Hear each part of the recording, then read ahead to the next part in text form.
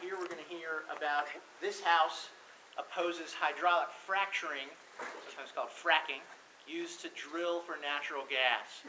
And I should tell you, we're going to hear from Katie Sable and Kelly Wood, but we have one name change. Ashley Gonzalez was not able to join us today, so supporting the negative side, we will have Daniel Name and Colin Quinn sitting in. So if you wouldn't mind, take a second to make sure that your cell phones are turned off. And if you're here for a class for extra credit, make sure you sign in the back. We'll let this debate take place and hopefully have some time for questions afterwards. So if you'll join me in welcoming the debaters of this very important topic facing us all today.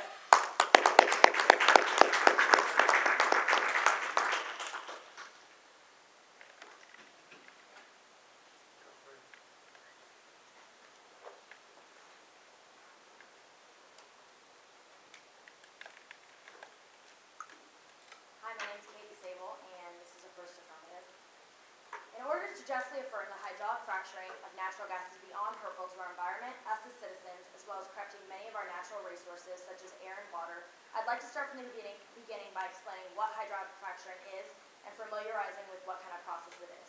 According to NoFracking.com, which spreads awareness about this issue, fracking, also known as hydraulic fracturing, is typically when shale gas drilling companies come to an area, buy drilling rights from landowners, cut new roads and raise patches of land, formerly in undisturbed natural environments, outsource tens of millions of gallons of water and thousands of chemicals like sand with hundreds of big rig trucks that produce tons of diesel emissions and wear down existing roads, drill holes to go vertically down and horizontally under multiple properties, mix water, chemicals, and proppants on site to make fracking fluid. They then use huge compressors that produce more diesel emissions to pump the fluid into underground wells at extremely high pressure to shatter underground deposits of shale and release bound-up natural gas.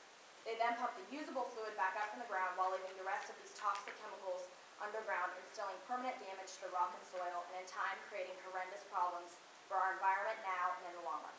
Although I just touched on the subject of the environmental defects of hydraulic fracturing, I'd like to go more into depth of one of the most dangerous parts of this process.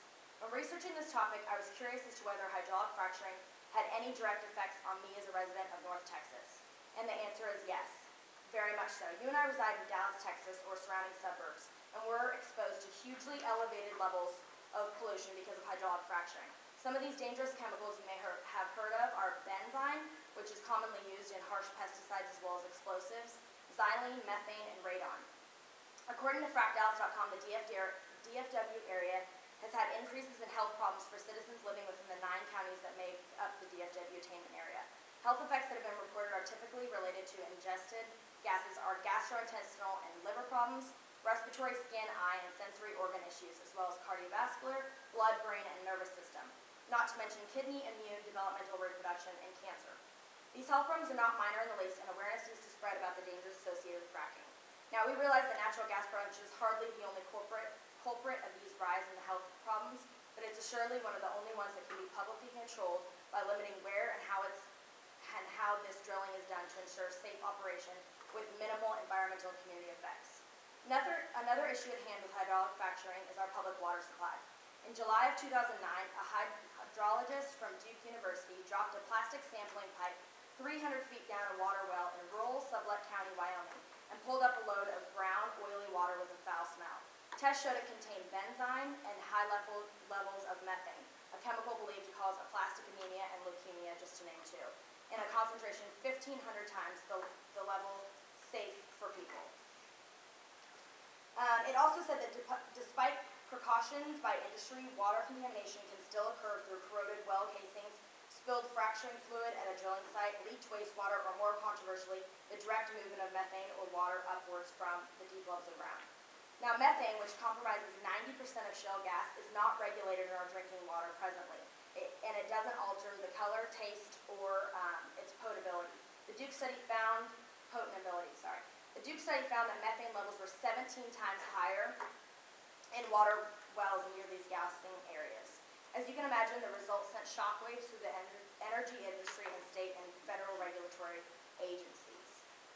Now, in 2010, a documentary was released called Gasland, which captured hydraulic fracturing in the U.S. by Josh Fox, who's a small landowner in Pennsylvania who was commissioned by a natural gas company in 2008 to give him a large sum of money in return for his mineral rights. This piqued his interest as they would be offering close to $100,000 a drill on his land. What he found was shocking. He investigated in many places across the U.S., but one of the most alarming scenes in the documentary was when he visited families in Dim Rock, Pennsylvania, who were able to light their tap water on fire from all the chemicals in it, and who were also suffering from major health issues and feared that their water had been toxically contaminated permanently. In some cases, families had gone far enough to take local gas companies to court in order to make them pay for portable water supplies or filtering units, which gives strong evidence that it is known throughout the communities that natural gas companies are contaminating our water supplies. But it's kept hush-hush by natural gas companies as to not cause natural concern.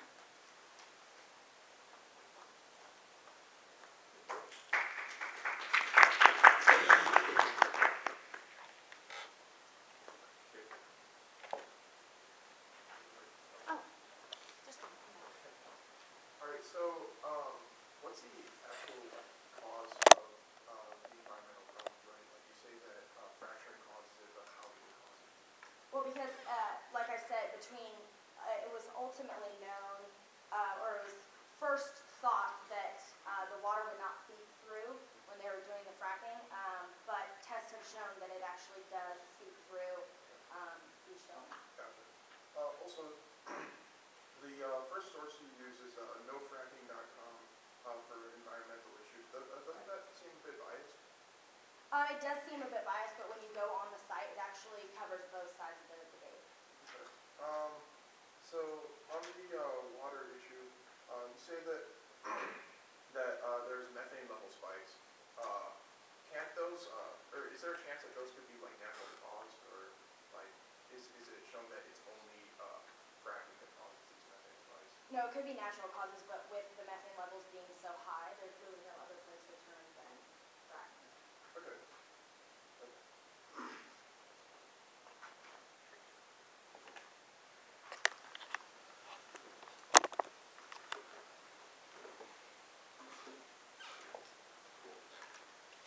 My name is Colin Quinn. I'm filling in for Missing Debate. I'd just like to thank everyone for coming, showing their support for Debate Palooza. The affirmative touched on a few issues dealing with natural gas fracking that are important in today's debate. However, we'd like to issue a few more concerns that should be put into consideration. The first is the economy. Shale gas has been good for the economy. It's the single most important economic force in the DFW area. Matt Goodman, Chuck Steiner, and Joel Thomas said in a CBS report recently that Barnett Shale, the shale drilling that happens in the DFW area, accounts for 40% of the economic growth in the last 10 years. They go on to say that natural gas companies have only been drilling the Barnett Shale for a decade, but the amount of economic activity that it generates annually has already sailed past what aircraft manufacturing and transportation brings to the region. As well as, since 2001, natural gas drilling in Barnett Shale has pumped $65.4 billion into the region's economy and currently sustains 100,268 jobs throughout a 24-county area. Also, American shale, especially Barnett Shale, is unique in its viability for drilling, which would maintain cost competitiveness with other sources of electricity generation. As Chris Huhne, the UK's Secretary of State for Energy and Climate Change explains, our projections show that gas-fired electricity could remain cost competitive through 2030 and beyond, particularly if the price falls significantly below that of oil. In the U.S., vast reserves of unconventional shale gas have changed everything, cutting gas prices in half of European levels. Shale gas has not yet lit a single room in the UK, nor roasted a single Sunday lunch. One other major benefit of shale gas is that it would delay the construction of the Keystone XL pipeline, which would be using tar sands from up north in places like Alaska and Canada, and bringing those to the United States. Claudia Cataneo, a report on November 3rd, said that big oil's focus on new unconventional oil deposits in the United States may present a new challenge for the proposed Keystone XL pipeline. The more it's delayed, the less it will be needed. Hydraulic fracturing and horizontal drilling technologies transformed the natural gas sector in the past 5 years are beginning to show success when applied to unconventional oil deposits, boosting U.S. oil production decades after it supposedly peaked. This is important because because tar sands are the single most dangerous thing to the environment in the world. Billy Parrish, president of Solar Mosaic, an environmental advocacy group, states that the tar sands represent the second largest pool of carbon on the planet, second only to oil remaining under the desert in Saudi Arabia. If we actually go through with refining and burning it, it could take concentration of carbon in the atmosphere nearly 400 parts per million to 600 parts per million, something leading scientists have been sounding the alarm about for years.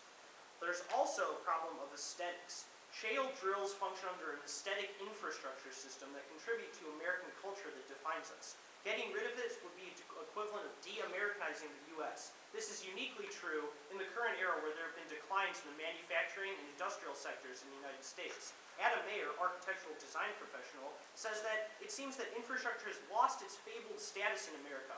Our parents or grandparents celebrated achievements such as the building of Hoover Dam or the California Water Project. But starting with the 70s, large-scale infrastructure has been completely something to be reviled. The only time we're reminded of our infrastructure is when tragedy strikes, be it a mining accident, a bridge falling down, or a collapsed levee. This goes to show that these fracking companies create jobs in the United States that are being lost in the status quo to offshore balancing, putting our jobs in other nations' hands. Now, the affirmative points out there are many environmental factors. First, we'd like to say that a lot of these sources are from things like stopfracking.com that may show both sides of the issue, but only one side in a negative light. The emissions are not excessive, and they're also in compliance with regulations. Armand Diaz, a PhD in environmental civil engineering at CMU, states that air quality monitors in the Dallas-Fort Worth area show that they are in compliance with the 1997 air quality standard, as well as the Clean Air Act. And fracturing is only a portion of emissions, most of which come from reprocessing the oil, which is more harmful with every other alternative, as Armand Diaz again explains. Regulations have not yet required their use in Barnett Shale. However, alternative to operating compressors in Barnett Shale with millions of HP natural gas burning engines, the compressors could be operated with electricity generated motors. It's for these reasons that I urge you to negate.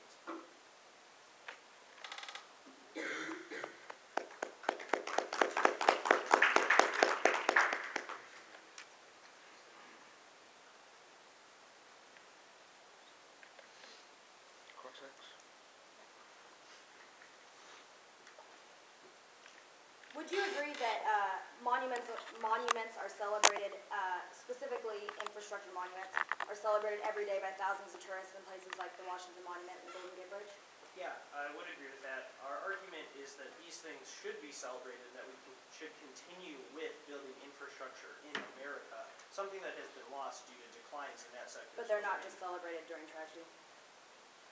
I mean, some people will go to visit these places, but there's a lot of bridges other than the San Francisco or the Golden Gate Bridge that are not celebrated daily. Things that should be celebrated, things that should be promoted, infrastructure jobs in the country. Would you also agree that the U.S. has declining uninterrupted land that needs to be kept for the beauty of our country? What, like prairies and stuff? There's a lot of uninterrupted land that there's no oil under. I think that the beauty of our country comes from our ability to overcome barriers like declining manufacturing jobs, things like that, something that fracking would sustain. Thank you.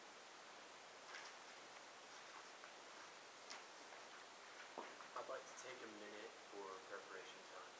Or, wait, 30 seconds. 30 seconds for preparation.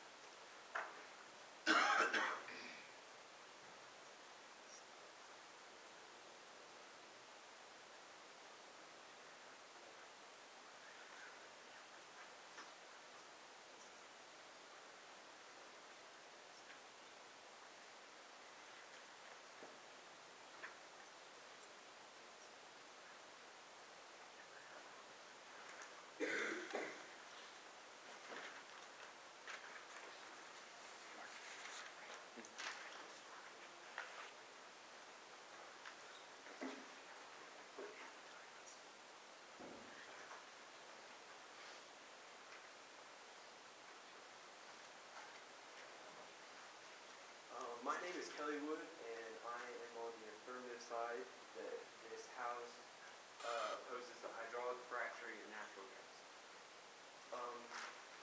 Before I begin bringing up any new points, I first want to touch on the points that the negative side brought up.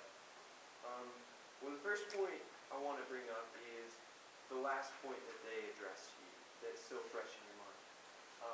The last point they addressed to you was that there would be a possibility of changing from these gas burning to more electric alternative styles. Right now in the process of opposing hydraulic fracturing, we're really trying to focus on the right now. We want to stop the pollution right now. So telling us that there is a possible alternative isn't really in the cards because it's the pollution that's going on right now that is going to be affecting us. As Katie brought up, there's a lot of toxins that are left in the ground. One source says that there's 20 to 40% of the toxic fluids that are pumped into these oil wells that are left behind, and these are toxic chemicals that can be really spread out. A new argument for the affirmative side is earthquakes. Drilling, hydraulic fracturing increases seismic activity. Because they are using hydraulics, and although science is very accurate and very advanced, at this point there's no way to fully contain hydraulic fracturing to the point that is acceptable.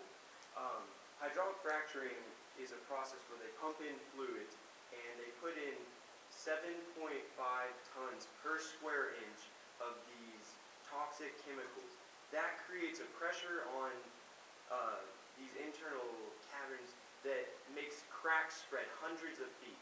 Through that, if there's any contamination, any of these chemicals that spread out through these hundreds of feet, they can spread to new drinking water, which can lead to the same as in the Dim Rock, Pennsylvania, where they had the flaming tap water, where they had the toxic chemicals that's being brought in. In response to the gas being the cost efficient and competitive, that all has to go into saying where you want to make your argument, whether you're going for economics or versus the environment. If you're going for economics, you could say that yes, hydraulic fracturing will bring in a lot of money and it'll bring in a lot of jobs, but at what cost? What the affirmative want to try and draw your attention to is that the environment is the cost that we are paying for this. As of right now, we are losing pollution to our air, to our water, to our ground. Hydraulic fracturing also leads to health concerns. So what is the price you are willing to pay for this oil? They bring up that the XL pipeline that runs down from Canada. Currently we still have oil coming down from Canada through the XL pipeline, and we are still pumping and still pumping and still pumping. Therefore, we are still pumping toxic chemicals into the ground. We are still affecting our environment. We're affecting our air quality. We're affecting our water quality. We're bringing on seismic activities with earthquakes that have an effect on these communities. The toxins left behind, rating at percentages from 20 to even 40% from these toxic chemicals. She mentioned methane. They have to use solvents. It could be easily used with just sand and water to be pumped in through these, but for cost reasons, these companies are using more toxic chemicals. Once again, that brings up the topic of what are you willing to pay for this oil? This hydraulic fracturing is touching on so many personal issues, as Katie said, or as the negative said, in Dallas-Fort Worth, we are using the Barnett, which brings in jobs, it brings in money, it brings in growth. Yes, but we are also near water supply. So every time you hit hydraulic fracturing near our water supply, you are potentially contaminating millions and millions and millions of people that come through here, that travel through here. If they want to come see the Cowboys, maybe they're going to get some toxic chemicals. If you live here all your life, you will be surely exposed to it, which has a play in your everyday, day-to-day life.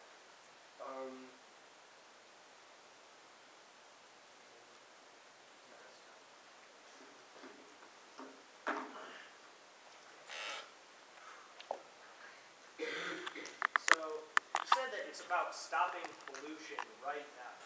What would you tell to the 100,000 plus people who no longer have a job if we stop fracking? What would you tell them that they can't feed their families when they tell you they can't feed their families or support themselves? Well, as you suggested, if we stop right now and you are looking for those alternatives such as electricity, then they could find jobs pursuing in that field. Right. How would we be able to invest in alternative sources if the economy, 40% of the economy has collapsed because we no longer have $65.4 billion pumped into it each year?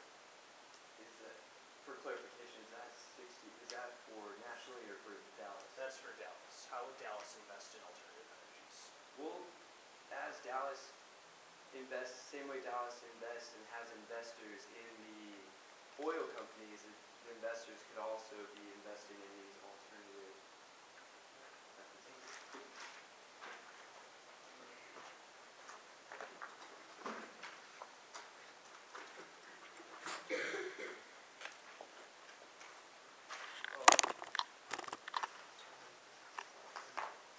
Hello, I'm Daniel Nahman, the second negative speaker, and I will be answering the environmental concerns, and my partner will take the other issues in his speech.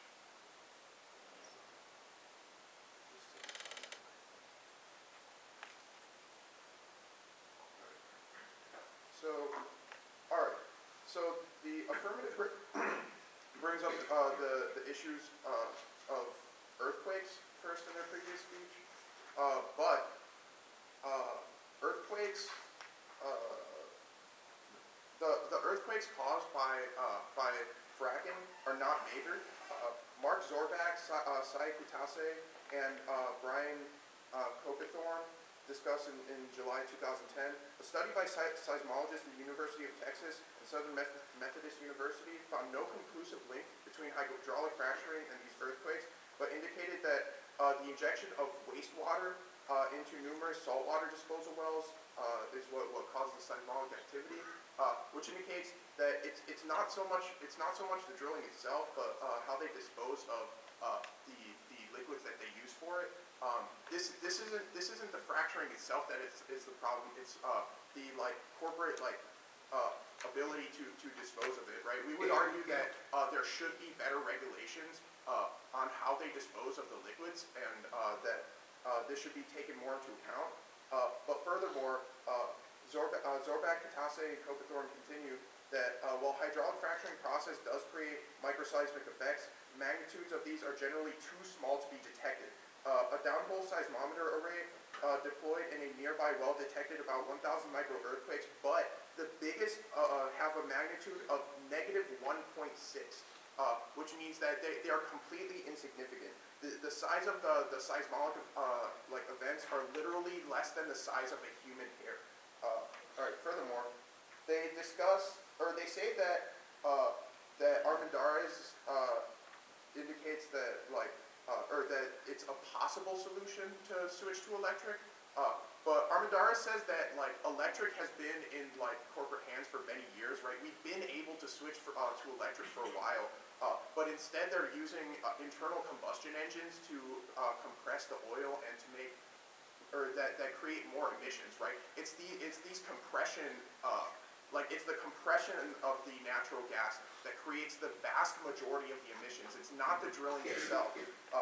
And I'll actually get to the leaks problem in a second, but it's not the drilling itself, right? It's the compression. If you use electric motors to do this, then it means that there's not going to be as many emissions, right? And it necessarily won't be the same emissions. It won't be like CO2 and whatnot that's released under the current compression engines, right? But they say that they say that if you drill, that there's still going to be releases from water, right? Into the water system, right? But current studies conclude that the technology is safe and that it doesn't release into the water system. This is reported by the Huffington Post in November 3rd of this year. They said that the industry has long contending that fracking is safe, but environmentalists want to say that it has poisoned the groundwater. But the EPA's study mandated by Congress is going to take this into account in 2012. But the most recent study it indicates that the federal agency has studied it before in 2004, looking at its use in methane deposits. It concluded that the technology is safe, but the methodology is what is criticized, right? It is the fact that they're using things things like combustion engines and whatnot that is creating potentials for harm, right? It is the fact that they're using unsafe regulations, right? We would advocate that they use better regulations to fracture because it can be safe, it can be economic, as Colin will cover. Furthermore, right, their contention on earthquakes is that using this like large pressure on the earth creates large cracks in the earth, right? That's the point. That's how we get the natural gas, and we need to keep the cracks open, right? They indicate that we use like damaging liquids, right? But this isn't true. The liquids that are used are mostly what's called foam fluid. Like there's 6 different liquids, but over 90% is what's called foam fluids. And these foam fluids are created from either carbon dioxide or nitrogen, which simply contributes to the natural carbon dioxide or nitrogen cycle of the earth, right? Ultimately, any like leakage that goes into the earth is minimal, but anything that any leakage doesn't have a major environmental effects because the waters are destructive. Thank you.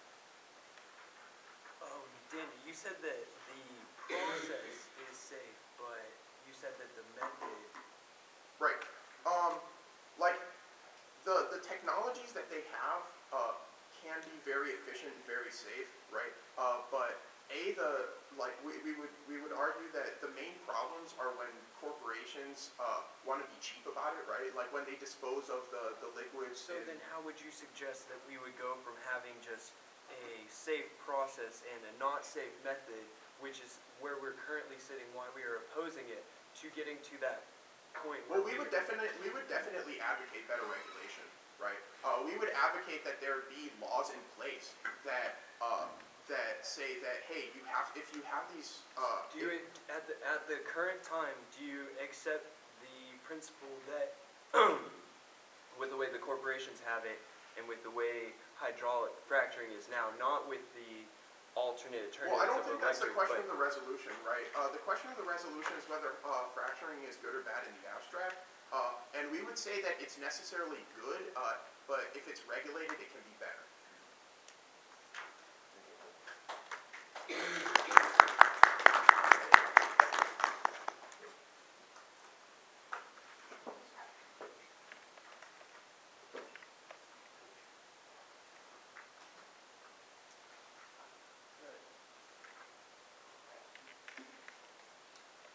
I'll be talking to you about the economic implications of ending fracking to get natural gas, as well as the alternatives to that we have pointed out. Now, we both seem to agree that pollution is something that needs to be dealt with in this country. However, we've framed the debate as what is the best way to deal with that. The first major issue with this that the affirmative has not touched on very much is that the alternative to fracturing would be drilling for shale in places like Alaska and Canada and using the Keystone XL pipeline to transport that across the country. Now, there are 2 unique problems with this. The first is that shale drilling is horrible for the environment. A piece of parish evidence from the environmental advocacy group Solar Mosaic is indicated that shale drilling would increase the carbon dioxide from 400 to 600 parts per million into the atmosphere. Now, scientists have been up in arms about this and say this may push us over the tipping point of climate change, things that science scientifically agreed upon. The Earth is getting warmer because of carbon dioxide that's put into the air. This is something that needs to be dealt with that affects not only the water that people drink, but also ecosystems that we live in. The second is that the pipeline eliminates all of the uninterrupted land that the affirmative seems to care about. It would destroy ecosystems, and leaks could possibly damage water as well by building a pipeline through the United States to transport oil from another country that we could be getting here.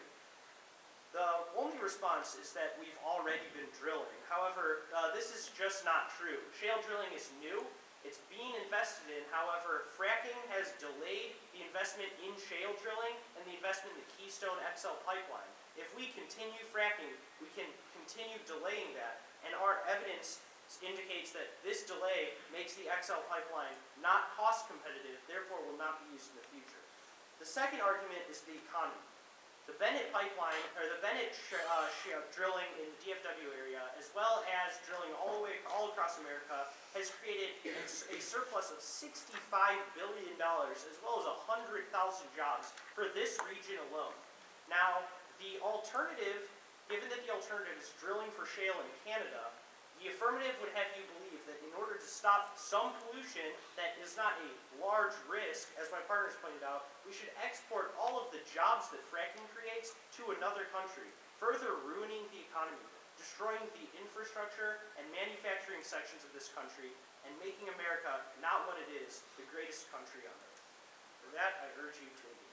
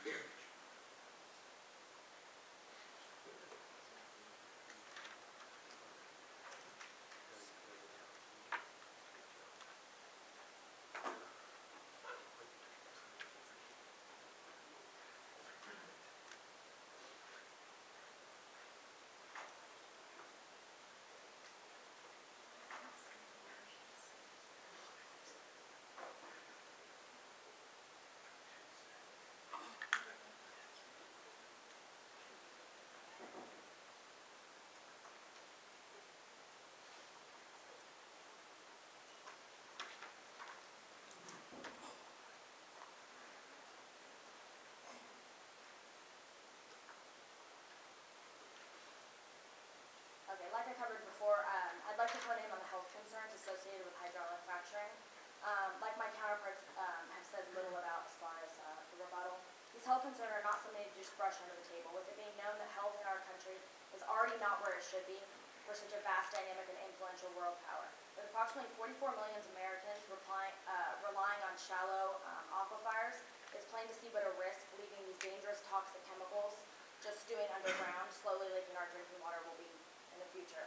Although, like the negative said, the earthquakes documented thus far have been minor, but they are moving forward. Giving any room for chance when dealing with what could potentially be devastating natural disasters would just be plain dangerous and foolish on our part. Foam fluids, which they said to be safe, contain a large amount of salt, which has been known to contain all kinds of other dangerous chemicals and metals. Just for instance, there were a stock of cows in Harrisburg, Pennsylvania, that were in a large field of a pond holding fracked water less than 2,000 feet from a hydraulic fracking drilling site, and 16 of the 30 of those cows were found to have serious health issues, including bleeding of the mouth. With this kind of information, I think that it would just be foolish on our part to let this continue to be done without relying on more regulations. Thank you.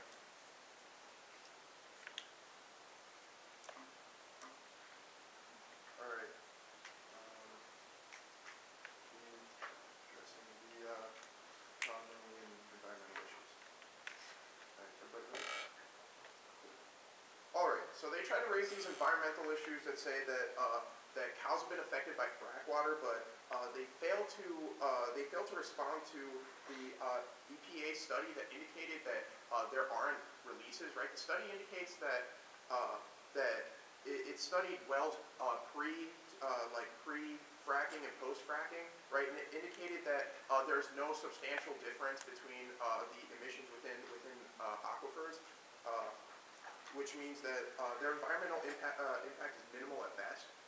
Right, they try to say that earthquakes are moving forward, they're getting bigger.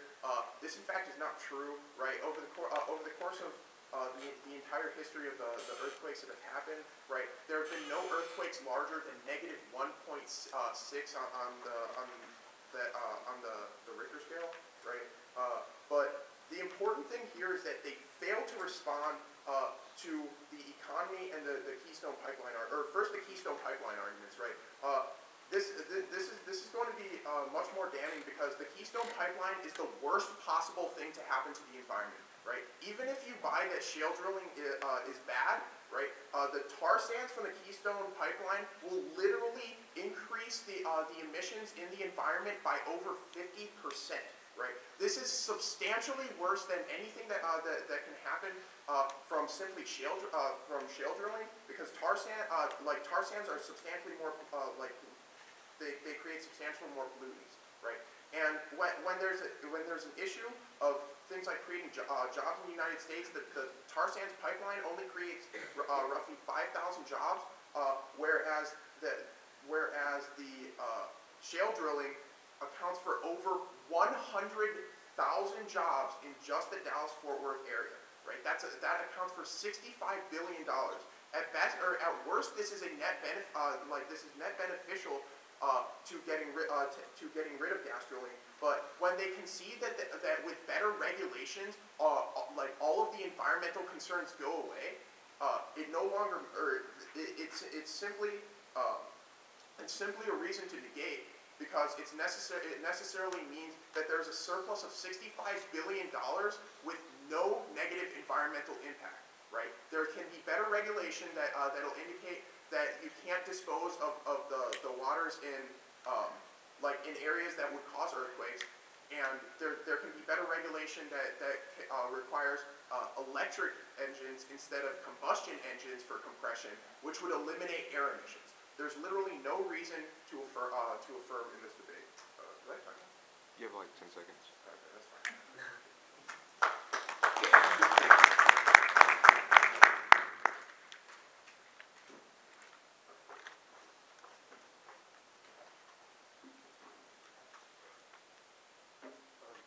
Let me first start off by saying that we understand that the hydraulic fracturing right now is currently bringing in jobs. And as they presented, there is a problem with that. When you take away that, you take away the jobs. But what you don't see is the alternative. Currently in Texas, especially where I'm from in West Texas, where it's really windy, you will find that the newest jobs opening up are in wind energy. Not only will the wind could we use wind energy as an alternative, but it would support in the economy by bringing in jobs, also by bringing in investors. I think the main point that we need to pull from our debate is the fact that as it sits today, as the current process is, we both agree that hydraulic fracturing is unsafe and needs better regulations. That is the whole basic point that we need to get. So at that, they concede to us that the current regulations are working, and they concede that something needs to be done, something needs to be changed. So at that, they really forfeit their argument to us, saying, well, right now, it does need to be changed. So right now, although the economy would be changed, there would be more jobs being opened up. As far as the environment goes, it brings back to that last question. What are you going to pay for getting money? Are you going to give your land, and then you're going to give your life and your health? I strongly urge you to oppose hydraulic fracturing.